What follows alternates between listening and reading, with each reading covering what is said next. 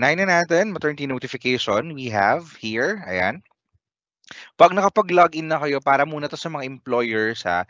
Since mentioned kanina din sa notification na if you are employed, course through employer yung application or pag-submit ng notification ninyo.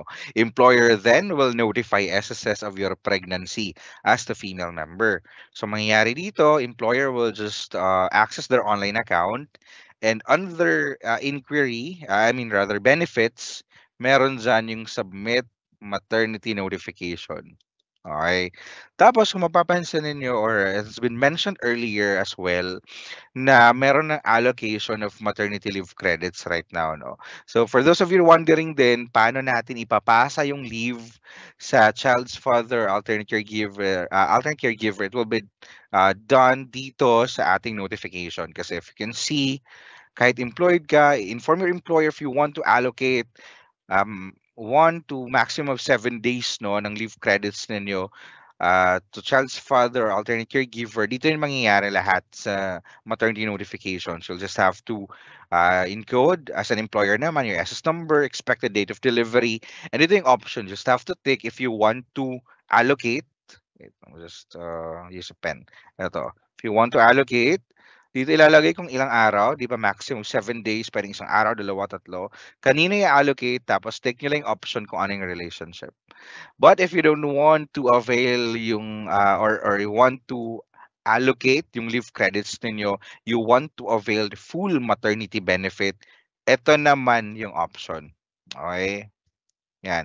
Now, the good thing about this para sa mga employers natin is this notification online has a feature of like parang batch yung pagsisend na ninyo, 'di ba? Kasi dati isa-isa talaga no, isa-isang send ng transaction, you will submit encode individually then submit it then encode ulit. Ito ngayon pwede na mag-add, pwedeng by batch yung pag-submit, then you will have just one transaction number. So let's say for example, you were able to encode details here. Ayan.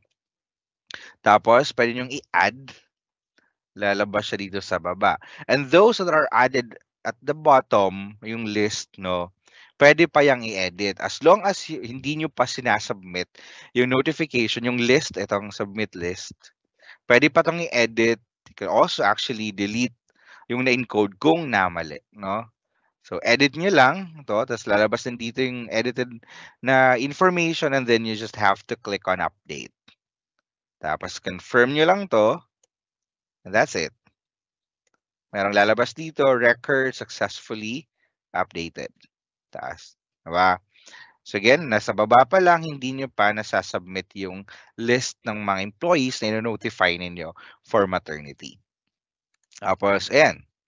Kung gusto nyo i-delete, naman na mali pala yung na-encode. Halimbawa, yung SS number na mali yung na-encode ninyo, diba? So, delete nyo na lang. Pwede naman.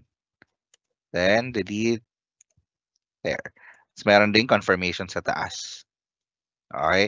Tapos, kung gusto nyo nang i-submit, ayan, i-click nyo naman tong submit list, then confirm, then you'll have your transaction number na. You'll also receive an email notif. Okay. Now, some of you might be asking again, baka yung mga late na nakapag-join na dito, no? How soon ba pwede makapag-file ng notification? As long as confirmed na kayo ay pregnant, pwede po kayo mag-file ng notification sa SSS. And how late? As long as hindi pa din naman nanganganak, pwede pa mag-submit ang notification. It's very important for our female members, kung employed man through employer, kung individual man, ma-notify si SSS directly na makapag-submit nitong maternity notification dahil requirement niya sa ano, and iwasan natin na kung sakali man di naman natin wini-wish, no, pero kung sakali magkaroon ng miscarriage, mas maganda na nakapag-notify tayo. Meron na tayong parang proof of pregnancy din. Kahit papaano, diba? Through maternity notification. Again, how early, as soon as confirmed na kayo ay pregnant with supporting document like ultrasound report, confirmation from your OB, and how late, pwede naman as long as hindi pa nanganganak. Pag hindi nakapag-notify, diretso na po kayo sa reimbursement, MDRA na yan.